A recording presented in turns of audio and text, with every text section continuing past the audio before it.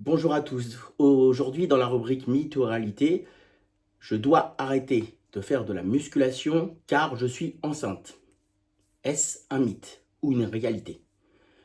Bien évidemment que non, je n'arrête pas la musculation, je m'adapte.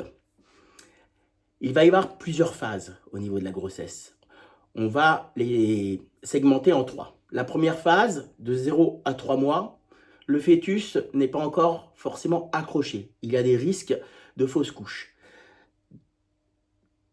Dans cette période-là, il va falloir proscrire tous les à-coups, tous les bondissements, la course à pied, le stepper, le step, le crossfit.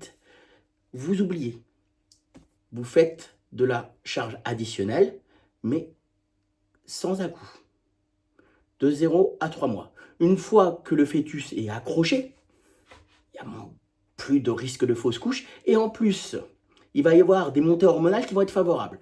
Donc, deuxième phase, de 3 mois, on va dire, jusqu'à 6 mois, ces 3 mois-là, on peut tout faire, ou presque. Il va falloir cependant faire attention au diabète gestationnel. Donc ça, à vérifier. Ça peut induire des problèmes au niveau des problèmes d'hypoglycémie réactionnelle à une baisse des sécrétions d'insuline. Donc, à vérifier avec votre médecin le diabète gestationnel. Néanmoins, cette période-là sera favorable. Vous pouvez même en profiter pour progresser. Pourquoi pas? Troisième phase, les volumes changent, le centre de gravité va changer. On peut ressentir des douleurs au niveau du bas du dos. On commence à ressembler à une madeleine. Donc là, bien évidemment, qu'il va y avoir tout un tas de mouvements qui vont être infaisables. Donc, troisième phase, il va falloir s'adapter au changement de vos proportions, au changement de votre point d'équilibre, au changement de votre centre de gravité et éviter certains exercices qui peuvent induire des douleurs et qui peuvent induire des soucis. On va rajouter une quatrième phase, post-accouchement, quasiment à terme. Là, en fonction de l'ouverture de votre col, il va falloir s'adapter.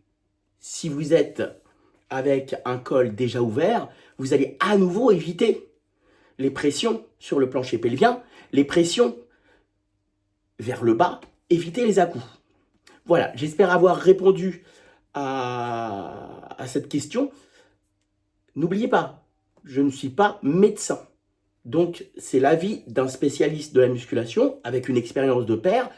Néanmoins, le gynécologue et l'obstétricien, je l'ai bien dit, restent les mieux armés pour vous renseigner sur cette période de votre vie.